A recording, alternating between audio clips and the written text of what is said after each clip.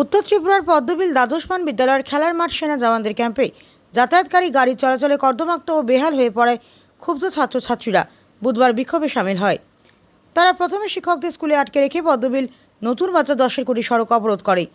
প্রশাসনের প্রতিনিধিরা দীর্ঘ সময় ঘটনাস্থলে না পৌঁছানোয় আন্দোলনরত ছাত্রছাত্রীরা কর্দমাক্ত মাঠে ধানের চারা রোপণ করে অভিনব প্রতিবাদ জানায়।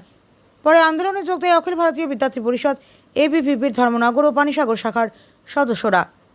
প্রায় 2 ঘন্টা অবরোধের পর পানিসাগর মহকুমা প্রশাসনের ডেপুটি কালেক্টর অভিষেক চক্রবর্তী এবং পরে মহকুমা শাসক সুশান্ত দেব বর্মা ঘটনাস্থলে পৌঁছে ছাত্রছাত্রী ও এবিভিপি নেতাদের সঙ্গে আলোচনা করেন।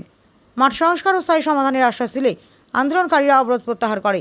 জানা গিয়েছে, প্রায় 25 দিন আগে আইজিজিএল কোম্পানির কাজকে কেন্দ্র করে এলাকায় উত্তেজনা সৃষ্টি হয়। স্কুলে অস্থায়ী সেনা ক্যাম্প স্থাপন করা হয়েছিল। সেনাবাহিনীর গাড়ি চলাচলের ফলে মাঠের পাশাপাশি পানীয় জলের পাইপলাইনও ক্ষতিগ্রস্ত হয়। প্রশাসন জানিয়েছে, আবহাওয়া অনুকূলে এলে দ্রুত মাঠ সংস্কারের কাজ শুরু করা হবে। পানিসাগর প্রতিনিধি রিপোর্ট, প্রতিদিন ত্রিপুরা। সবাইকে নমস্কার। আমার নাম অনিকেত দেব, অখিল ভারতীয় বিদ্যার্থী পরিষদের উত্তর ত্রিপুরা জেলার জেলা সংযোজক। আমাদের পদ্মবিল স্কুলের বহুদিনের সমস্যা।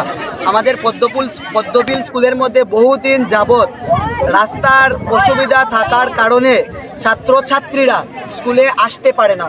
রাস্তার মধ্যে এত বাজে পরিস্থিতি, সেখানের মধ্যে আজ বাধ্য হয়েছে পদ্মপুল স্কুলের ছাত্রছাত্রীরা রাস্তাতে ধান চাষ করতে। আজকে আপনারা দেখলে অবাক হবেন, স্কুলের রাস্তার মধ্যে ধান চাষ করা হয়েছে। স্কুলের মধ্যে ক্লাসের মধ্যে জল পড়ে, ক্লাসের মধ্যে ক্লাস করার 2-3টা রুমের মধ্যে কোনো পরিষেবা নেই। যখন বহুবার বিদ্যার্থী পরিষদের পক্ষ থেকে সেই স্কুলের ছাত্রছাত্রী এবং পানিসাগর ইউনিট বহুবার প্রিন্সিপাল স্যারের দ্বারস্থ হয়েছে, কিন্তু কোনো কাজ হয়নি। এবং সেখানকার স্থানীয় এসডিএম স্যারের নেতৃত্বে এই স্কুলের মধ্যে আইনের যে লুক আছে, আমাদের সিআরপিএফ এর কিছু কমান্ডকে রাখা হয়েছে, যার কারণে মাঠের মধ্যে বড় গাড়ি ঢোকার কারণে মাঠের অবস্থা একদম শোচনীয়। মাঠের মধ্যে কোনো স্টুডেন্ট যেতে পারে না, কাদায় কাদা, হাঁটু পর্যন্ত কাদা।